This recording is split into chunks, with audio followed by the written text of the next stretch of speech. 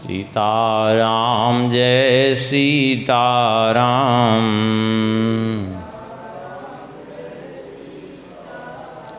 सीताराम जय सीताराम।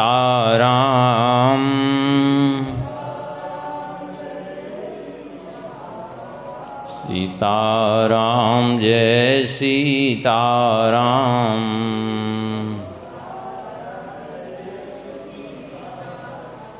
सीताराम जय सीताराम।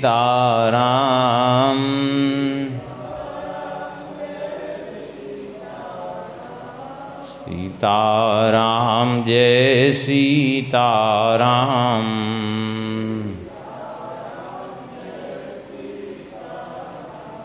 श्री राम जय जय राम।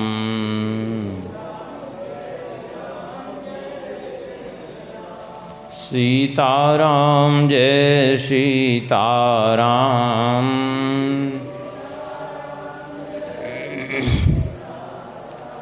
सीताराम जय सीताराम।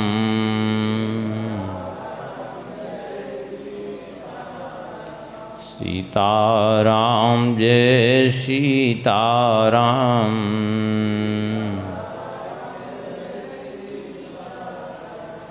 श्री सीतारामचंद्र भगवान की, श्री सिद्धि सदन बिहारी बिहारणी जी की, श्री हनुमान जी महाराज की, श्री सद्गुरुदेव भगवान की, परम पावन ग्रंथ श्री भक्तमाल की, श्री मुन्ना भागवत स्वामी जी महाराज की, श्री प्रियादास जी महाराज की, सब संत भगवान की, श्री सद्गुरुदेव भगवान की जय जय श्री सीताराम।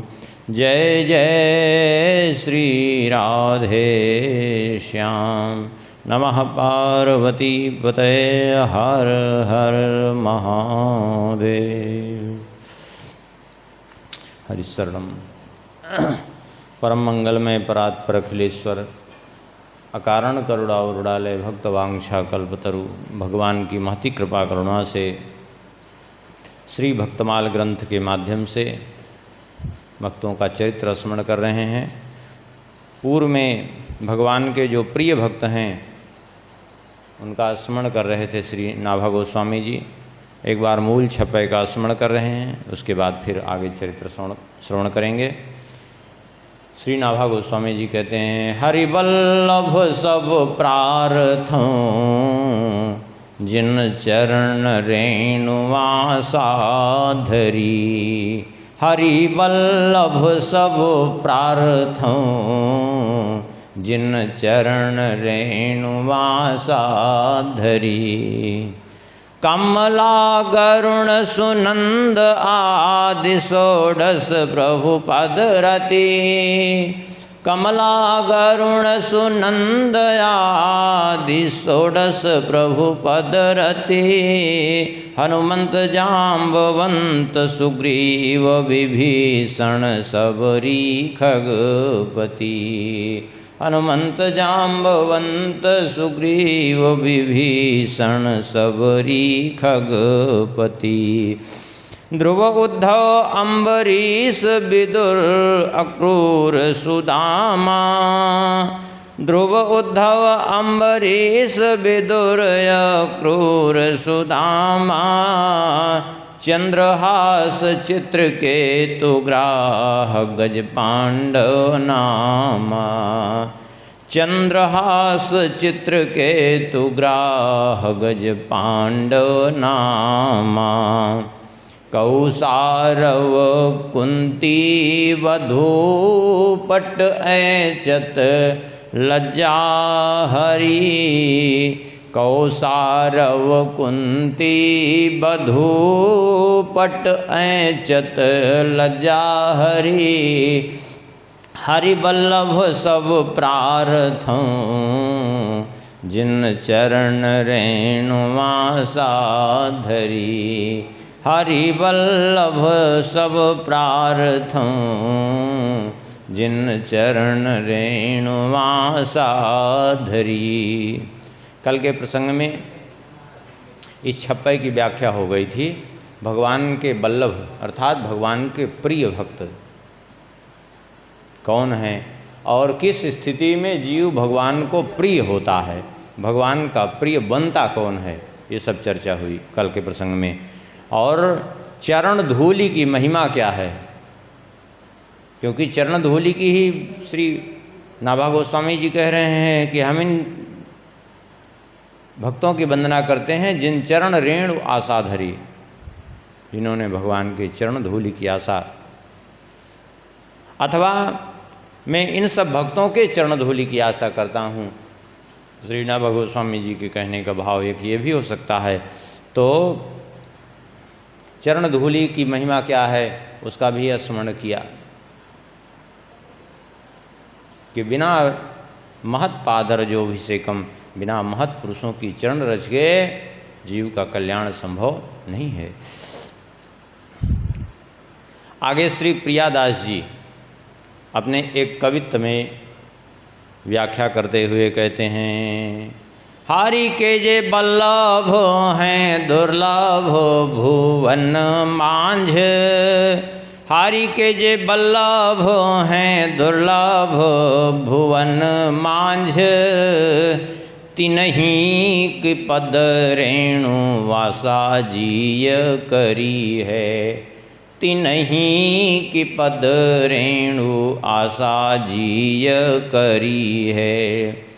योगी अति तपीता सो मेरो कछु काज नाही, योगी अति तपीता सो मेरो कछु काज नाही, प्रीति पर रीति मेरी मति हरि है, प्रीति पर रीति मेरी मति हरि है।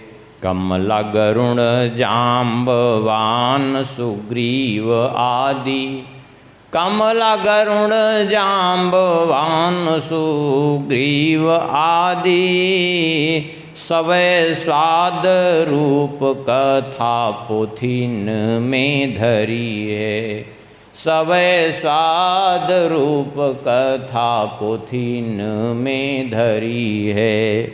प्रभु सो सचाई जग कीरति चलाई अति, प्रभु सो सचाई जग कीरति चलाई अति, मेरे मन भाई सुखदाई रस भरी है, मेरे मन भाई सुखदाई रस भरी है। श्री प्रियादास जी कहते हैं, हरि के जे बल्लभ हैं दुर्लभ भुवन मांझ, तिन्हीं की पद रेणु आशा जीय करी है। भगवान के जो बल्लभ हैं अर्थात भगवान के जो अत्यंत प्रिय भक्त हैं, कहते हैं वो दुर्लभ भुवन मांझ, इस त्रिलोकी में भी अत्यंत अत्यंत दुर्लभ हैं। जो भगवान के प्रिय भक्त हैं वो दुर्लभ हैं, क्योंकि ऐसा नहीं कि बहुत प्रिय हो जाते हैं, ऐसा नहीं है।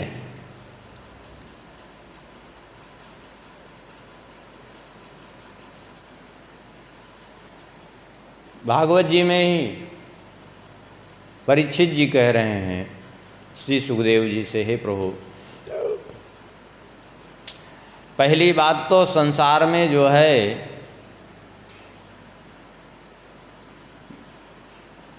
मोक्ष की कामना उत्पन्न होना ही दुर्लभ है, और मोक्ष की कामना जिसके भीतर आ जाए उनमें भी मुमुक्षूणाम सहस्रेषु कश्चिन मुच्येत सिद्ध्यति। मोक्ष की कामना जिनमें आती है उनमें हजारों में एकाध कोई मुक्त होते हैं। ऐसा नहीं कि ऐसे झुंड के झुंड जो मन में आवे। मोक्ष की कामना का अर्थ है कि मोक्ष की ही मात्र कामना हो, संसार में कुछ पाने की कामना न रहे जिसकी।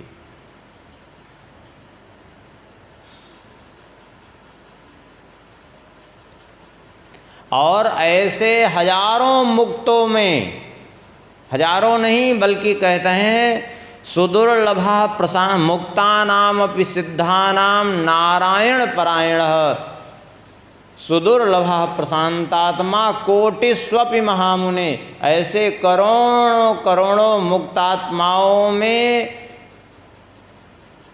भगवान के भक्त कोई कोई मिलते हैं, दुर्लभ वो भी हैं। लोग भक्ति के स्वरूप को समझते नहीं, इसलिए थोड़े में ही मान लेते हैं कि हम तो सिद्ध हैं, हम अवतारी हैं, हम ये हैं, हम वो हैं, दुनिया भर का अभिमान लिए घूमने लगते हैं। ये सब बेमतलब की बात है। ऐसे इतना सहज नहीं है भगवान की भक्ति, साधुता इतना सरल नहीं है। शैले शैले न माणिक्यम मौक्तिकम न गजे गजे, साधो नहीं सर्वत्र चंदनम नावने बने। शैले शैले न माणिक्यम, हर पर्वत की श्रृंखलाओं में, हर पर्वत की चोटियों में मणियाँ नहीं होती हैं। मणियाँ किसी किसी पर्वत में किसी किसी जगह पर प्राप्त होती हैं, सब जगह नहीं होती। और हर हाथियों में गजमुक्ता भी नहीं होती। शैले शैले न माणिक्यम मौक्तिकम न गजे गजे। और ऐसे ही साधो नहीं सर्वत्र, संत जन भी सर्वत्र ऐसे नहीं मिल जाते कि झुंड के झुंड चलो बुलाओ हो गया, करो भंडारा पूरी भीड़ लग जाएगी। हाँ बेस तो खूब मिल जाएगा हमारे जैसे घूमने वाले, लेकिन साधो नहीं सर्वत्र, संत जन सब जगह नहीं मिलेंगे।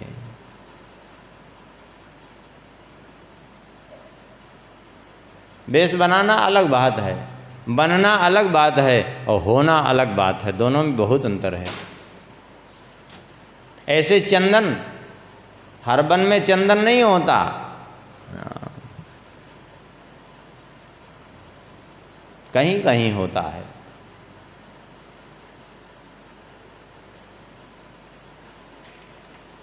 इस बात को बहुत से महापुरुषों ने स्वीकार किया है। अमृतसर देखा नहीं, पारस को न पहाड़। अमृत का सरोवर किसी ने देखा? सुना जरूर है, लेकिन अमृत का सरोवर ढूंढने से मिलता नहीं है। क्यों? क्योंकि वो सर्वत्र है ही नहीं। पारसमणि के बारे में सुना जाता है, लेकिन पारस को न पहाड़, पारसमणि को कोई पर्वत नहीं है, वो कहीं मिल जाती है। पारसमणि दुर्लभ है। हाँ, ऐसे ही जिस प्रकार से अमृत सरोवर ऐसे जगह जगह नहीं मिल जाता, पारसमणियाँ जगह जगह नहीं मिल जाती, पारस के पर्वत नहीं मिलते, ऐसे ही प्रेम छके देखे नहीं, मैं हरि भक्त हजार। ऐसे हजारों प्रेम के छके भक्त नहीं मिलते हैं। भक्त तो कोई कोई एकाध होता है। भक्त माने जो विभक्त न हो, भगवान से अलग जिसका अस्तित्व ही न शेष रह गया हो, वो है भक्त।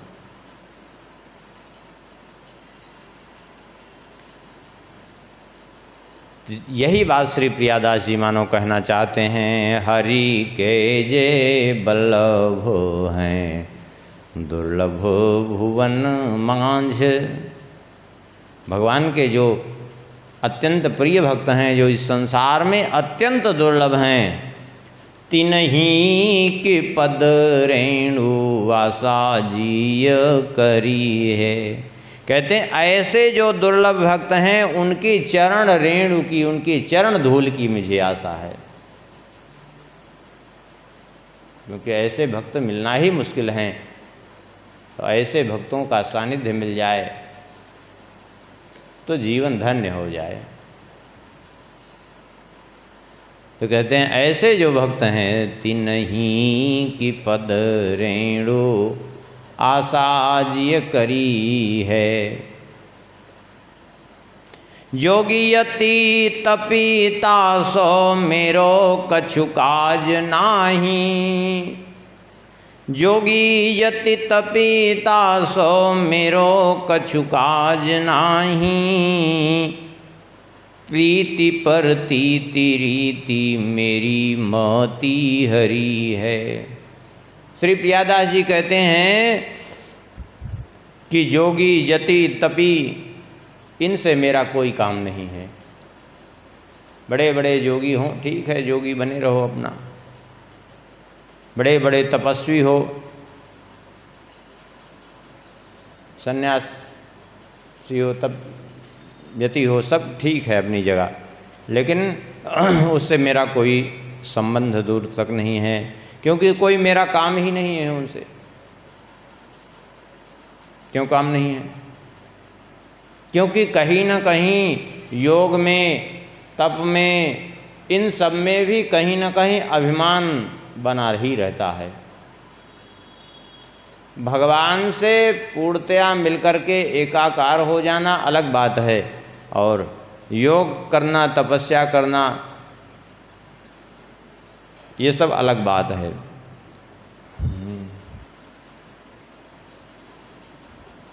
जोगी ज्ञानी कर्मठी तपसी से अति दूर, नागर रसिक अनन्य नित राहत नैन भरिपूर।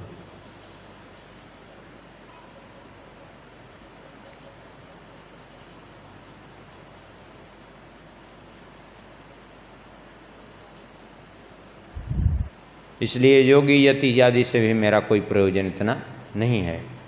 कहते हैं इसलिए इनसे दूर रहना ही हमें जो है।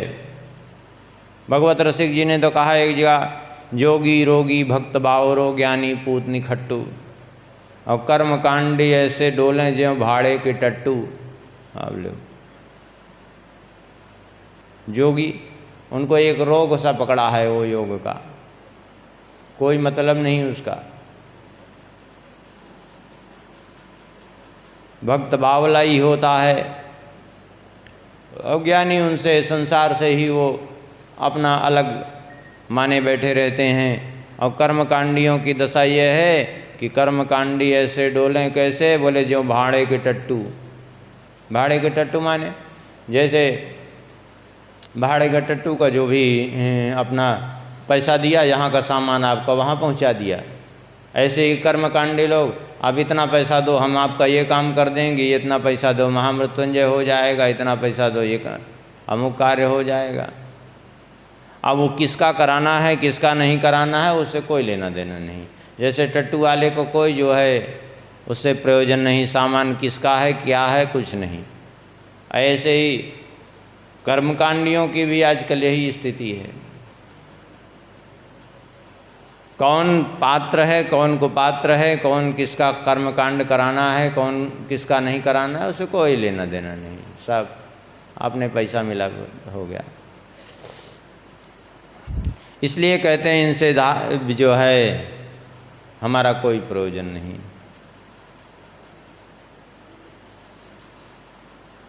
क्योंकि कहीं ना कहीं ये सब अपने अपने कर्माभिमान में जो है रत रहते हैं, और अभिमान जो है जीव को पतन की ओर ही ले जाता है। अभिमान सदैव हानिकारक ही होता है। एक तपस्वी थे, बड़ा कठोर तप किया उन्होंने, वन में रह करके ठंडी में खुले आसमान के नीचे रात भर पड़े रहते, कंठ भर जल में जा कर के ठंडे जल में डूबे रहते, ऐसी तपस्या करते। गर्मी में पंचाग्नि तपते, धूप में बैठ करके पूरा दिन, और वर्षा में वर्षा के खुले समय खुले आसमान के नीचे पड़े रहते। ऐसे कठोर तप किया उन्होंने। भगवान प्रसन्न हो गए। प्रसन्न होकर के एक दिन भगवान उनके सामने प्रकट हुए। भगवान ने कहा कि हम तुम पर प्रसन्न हैं, तुम्हारी तपस्या से क्या चाहिए। अब वो तपस्वी जी को अभिमान हो आया। उन्होंने सोचा कि देखो हमारी तपस्या का बल तो देखो, कि भगवान को भी आना पड़ गया। बस अब वो अभिमान जैसे ही आया, भगवान ने कहा कि कुछ मांग लीजिए।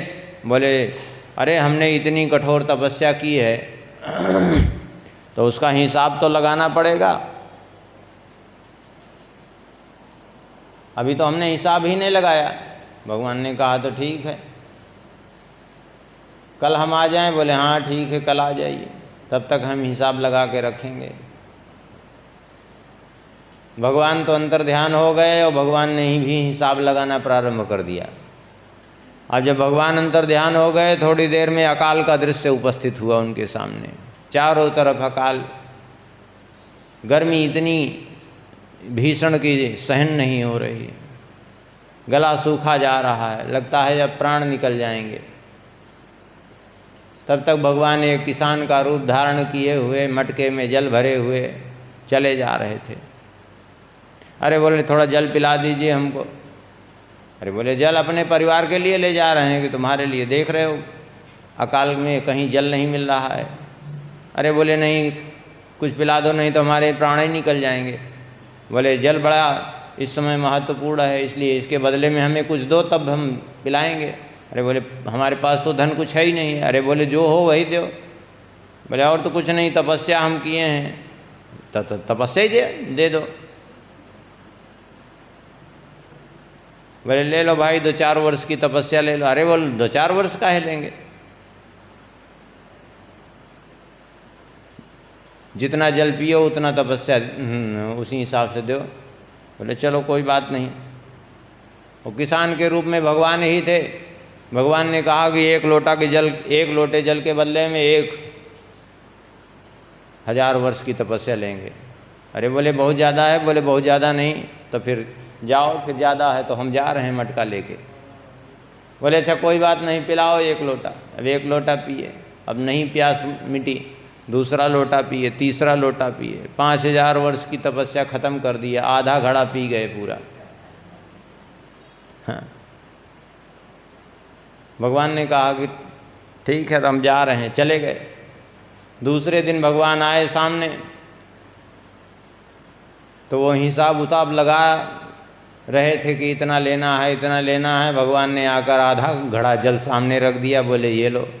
लेकिन ये क्या है? बोले जल है आधा घड़ा। तो क्या मतलब है आधा घड़ा जल? बोले ये तुम्हारी तपस्या का फल है। हमारी तपस्या का फल, इतने वर्ष की तपस्या, आधा घड़ा जल। बोले हाँ, ये तो हिसाब तुमने ही लगाया है। क्या आधा घड़ा जल तुमने कल पिया था किसान के हाथ से, तो आधे घड़े जल के बदले में आधी तपस्या दी 5000 वर्ष के। 5000 वर्ष की बची है तो 5000 वर्ष की आधे घड़े जल और ले लीजिए, बराबर हो जाए पूरा काम। ये भगवान से कोई हिसाब नहीं लगा सकता। इसलिए जो है, जब अभिमान कहीं ना कहीं शेष रहता है तो अभिमान ही जीव को नष्ट कर देता है।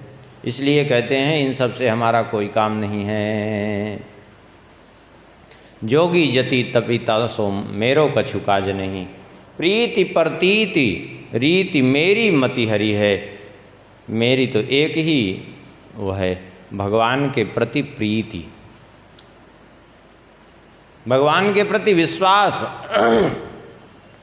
प्रीति कैसी? बोले हाँ, भगवान के प्रति प्रीति। जैसी मीन की प्रीति यथा जल में, और मोर की है घनमाल में जैसी। मछली की जल में स्वाभाविक प्रीति जैसी है, मोर की बादलों में स्वाभाविक प्रीति है। मीन की प्रीति यथा जल में, और मोर की है घनमाल में जैसी। प्रीति यथा कर की कर में, फण की मणि ज्योति विशाल में जैसी। प्रीति बिहारी चकोरिन की, छनदापति के छवि जाल में जैसी। नेहि बिचारी के नीको लख के लखो, नेहि बिचारी के नीके लखो। ब्रज गोपिन प्रीति गोपाल में जैसी। ऐसी प्रीति हो। इसको प्रीति कहते हैं। ये प्रीति इतना सहज नहीं है।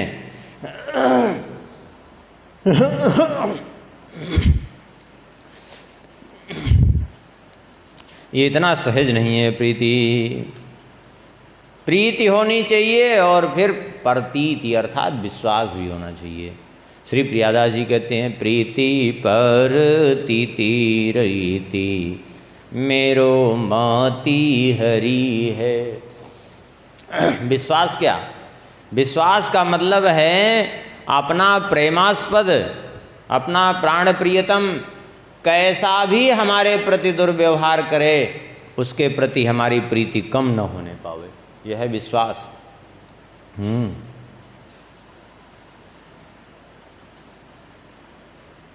इसको विश्वास कहते हैं। जैसे तौक पहिरावो पाँव बेरी ले भरावो गाढ़े, बंधन बंधाओ ओ खिंचाओ काची खाल सो, बिसले पियावो तापे मुठहु चलावो माझी, धार में डुबाओ बांधी पाथर कमाल सो, बिछुले बिछाओ तापे मोहिले सुलाओ फेरी, आग भी लगाओ बांधी का पर दुसाल सो, गिरते गिराओ काली नाग ते डसाओ हा, प्रीति ना छुड़ाओ गिरी धारी नंद लाल सो। इसको प्रीति कहते हैं। एक भक्त चाहता है चाहे जिस परिस्थिति में, चाहे जितना कष्ट हमें दे दो, लेकिन भगवान से हमें अलग न करो। यह है प्रीति।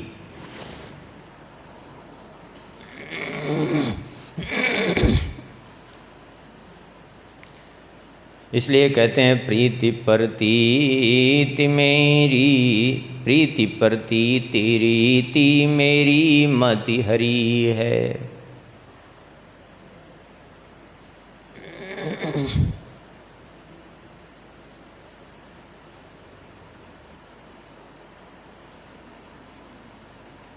बहुत से भक्तमाल में भी चरित्रों का वर्णन किया गया है जिसमें प्रीति का बड़ा उल्लेख है।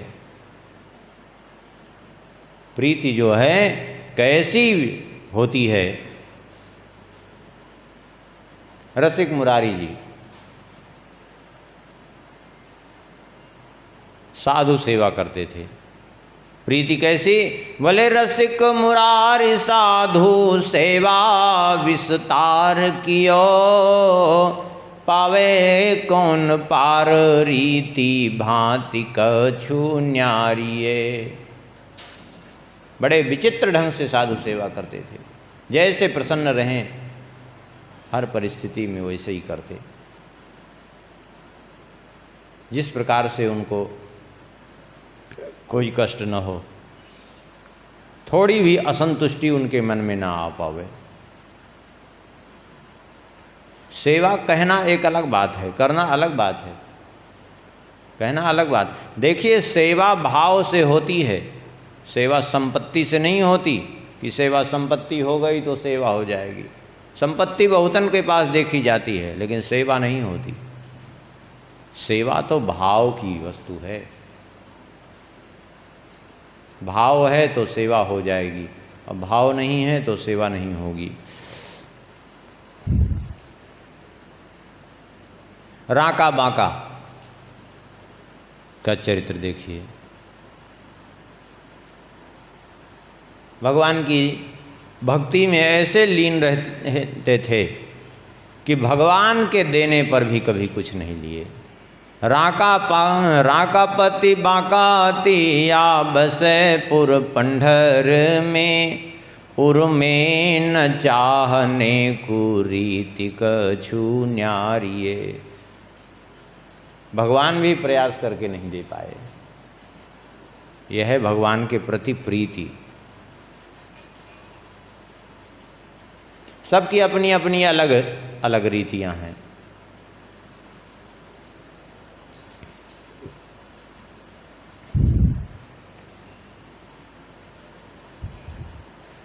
इनमें जो है सबसे पहले इस छप्पे में नाम लिया कमला। कमला गरुण सुनंद आदि प्रभु षोडश प्रभु पदरति। कमला माने लक्ष्मी जी। लक्ष्मी जी कैसी हैं भगवान की? बोले नित्य वैसा जगन्माता श्री विष्णोरन पाइनी। भगवान से कभी अलग न होने वाली लक्ष्मी जी, जो एकमात्र भगवान के ही आश्रित, भगवान में ही सदा, जो भगवान की अनपायनी भक्ति जिन्हें प्राप्त है, कहते हैं ऐसी श्री लक्ष्मी जी।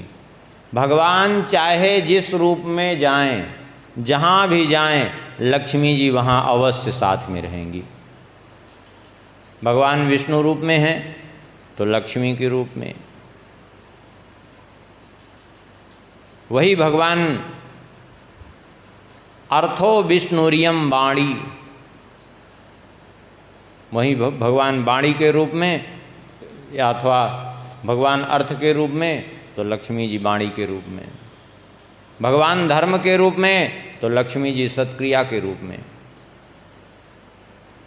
भगवान बोध के रूप में अर्थात ज्ञान के रूप में तो लक्ष्मी जी बुद्धि के रूप में, सदा संग, कभी अलग नहीं होने वाली हैं।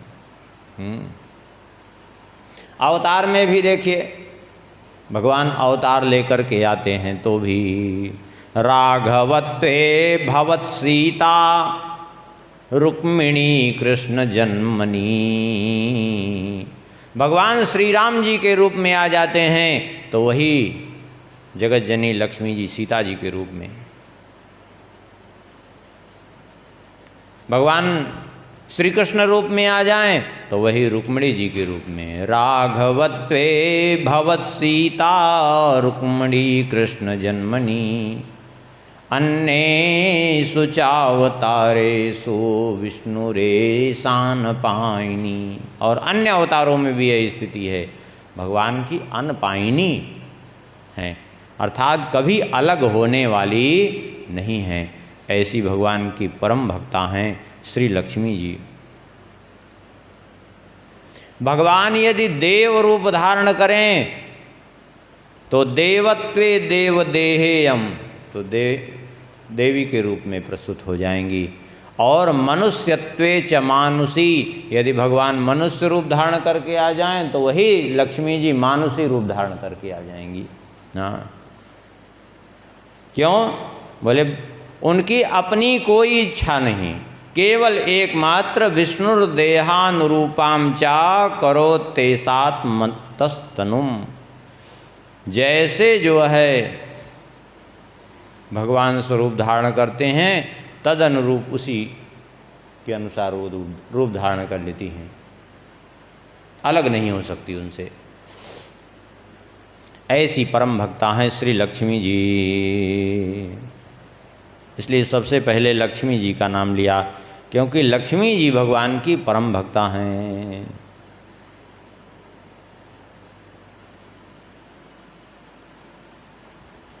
लक्ष्मी जी परम भक्ता तो हैं ही हैं, लक्ष्मी जी सदा सर्वदा जीव के हित के लिए भी तत्पर रहती हैं, चाहे वो किसी रूप में भी रहें।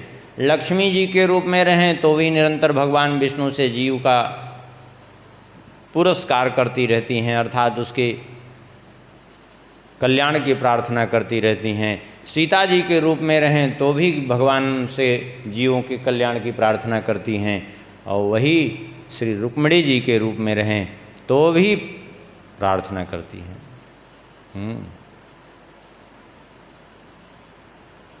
अवतार काल में भी देख लीजिए, जयंत आया परीक्षा लेने के लिए श्री राम जी की। परीक्षा लेने के लिए क्यों आए? उसको विश्वास ही नहीं था कि ये रावण को मार पाएंगे,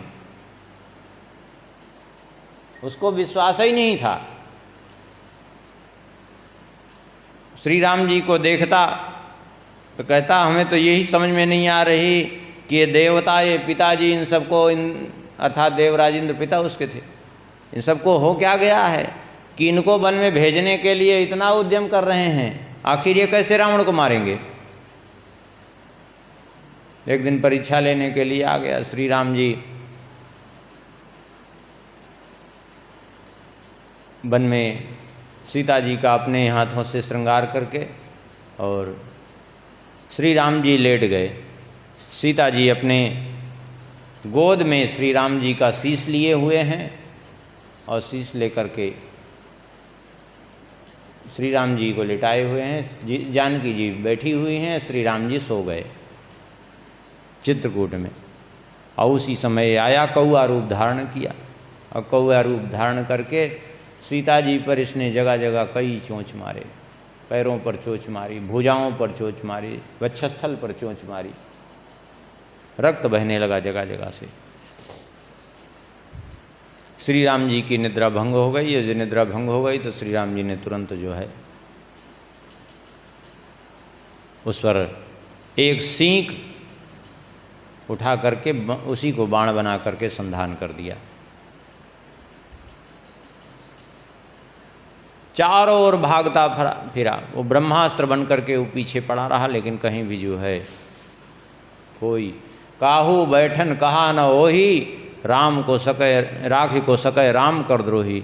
अवंत में नारद जी ने कहा कि जब सब ने भगा दिया तो नारद जी ने देखा तो दया आई। नारद जी ने कहा तुम गए ही क्यों थे? अरे बोले गए थे प्रभाव देखने। बोले देख लिया प्रभाव? बोले खूब देख लिया, ऐसा देखा कि अपना ही प्राण संकट में आ गया, ऐसा प्रभाव देखा। बोले अब प्रभाव देख लिया, अब जाके थोड़ा स्वभाव भी देख लो कि कितने करुणामय हैं वे। जाओ उनके चरणों में। आया, गिरा, इसको गिरने भी नहीं आया ठीक से, आकर के ऐसे ही भूमि पर गिर पड़ा। तो इसको इस प्रकार से गिरा देख करके, पुरतः पतितम देवी धरण्यां वायसं तदा, तच्छिरः पादयोस्तस्य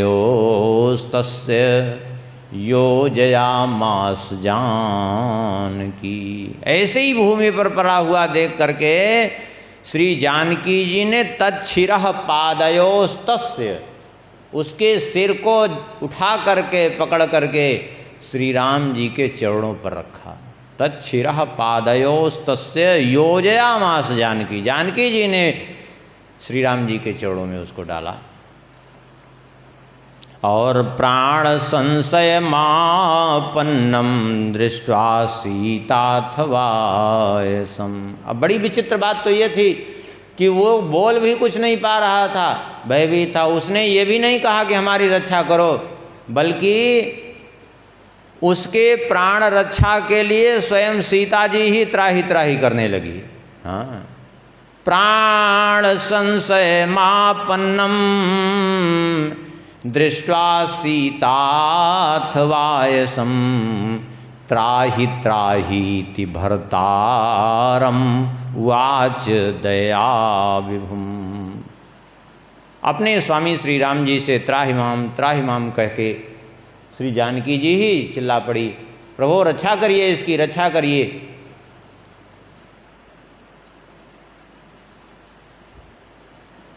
इस प्रकार से जो कहा, श्री राम जी से रक्षा की प्रार्थना की, तब श्री राम जी ने उस पर कृपा करके उसको छोड़ दिया।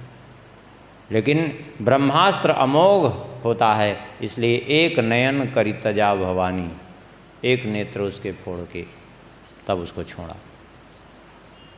यद्यपि उसका वध उचित था, फिर भी एक नेत्र ही उसके फोड़े, क्योंकि ब्रह्मास्त्र की अमोघता भी जो है उसकी भी मर्यादा रखनी थी।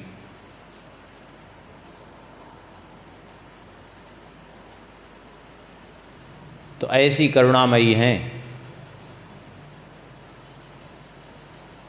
श्री राम जी ने तो कहा भी कि अरे तुम पर ही इसने प्रहार किया, तुम्हारे वक्षस्थल में इसने चोंच मारी, तुम्हारे जगह जगह चोट किया इसने मुख से, चोंच से, तुम ही इसकी रक्षा क्यों चाहती हो? बोले प्रभु कुछ भी हो, जैसे छोटा सा बालक है, बालक कभी कभी दूध पीते पीते अपने दांत नए नए निकले रहते हैं, माँ का स्तन भी काट लेता है दांत से, तो क्या माँ उसको दंड देती है? क्या नहीं दंड देती, उस पर कृपा ही करती है। भले ही माँ को पीड़ा हो रही है उससे, फिर भी उसको दंड नहीं देती।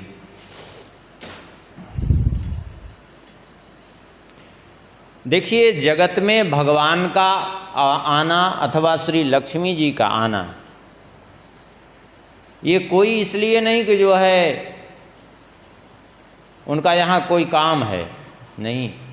जैसे कोई बालक कुएं में कूद पड़े, गिर जाए, तो माँ उसको निकालने के लिए स्वयं कूद जाती है।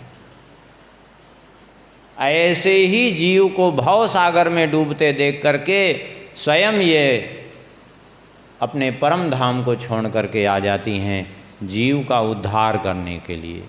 यही एकमात्र प्रयोजन है,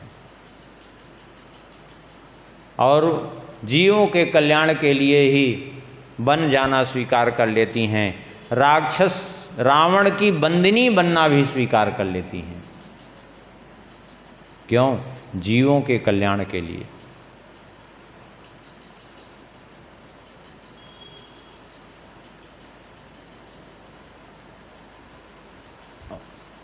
करुणा ऐसी रहती है कि क्या कहना है।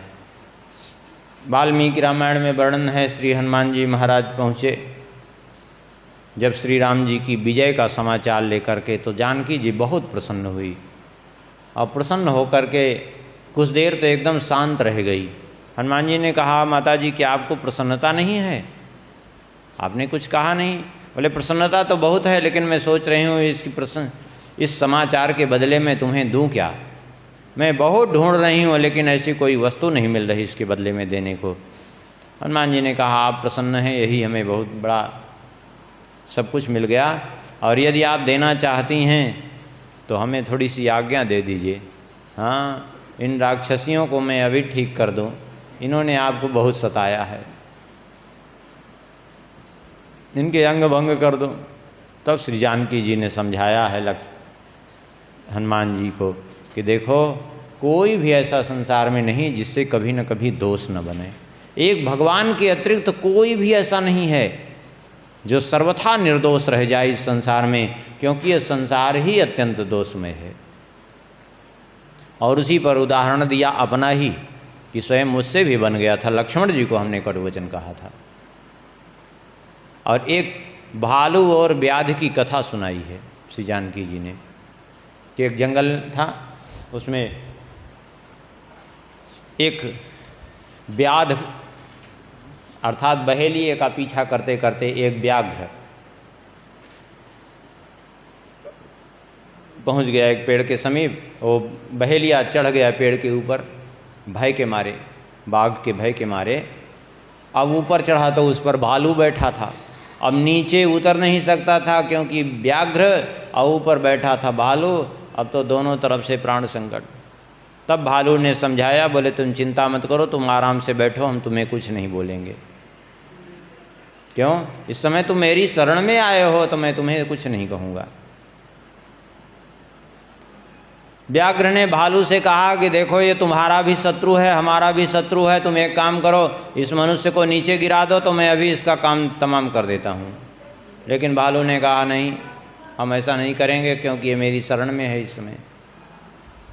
थोड़ी देर में भालू जब सो गया, तो उस व्याघ्र ने मनुष्य से कहा कि एक काम करो, तुम भालू को नीचे गिरा दो। तो मनुष्य ने भालू को नीचे गिराने के लिए धक्का मारा। जब धक्का मारा तो भालू का तो अभ्यास होता है पेड़ पे सोने का, भालू बंदर का, इतना मनुष्य के जैसे घोड़ा बेच के थोड़े ही सोते हैं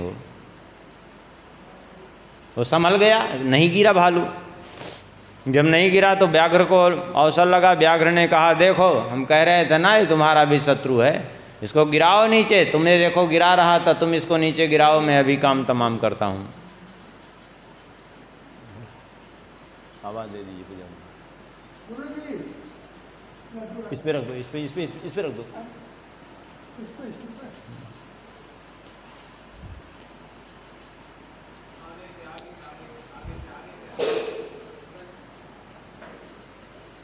तब उस भालू ने कहा कि भले ही इसने हमें गिराने की चेष्टा की थी, लेकिन हम इसे नहीं गिराएंगे क्योंकि ये मेरी शरण में है। श्री जानकी जी ने कहा कि देखो कैसे भी हो, ये सब हमारी शरण में हैं। इन्होंने जो कुछ किया वो रावण के अधीन रह करके किया, इनका कोई दोष नहीं है। तो इस प्रकार से श्री लक्ष्मी जी अत्यंत करुणामय हैं और भगवान की परम भक्ता हैं।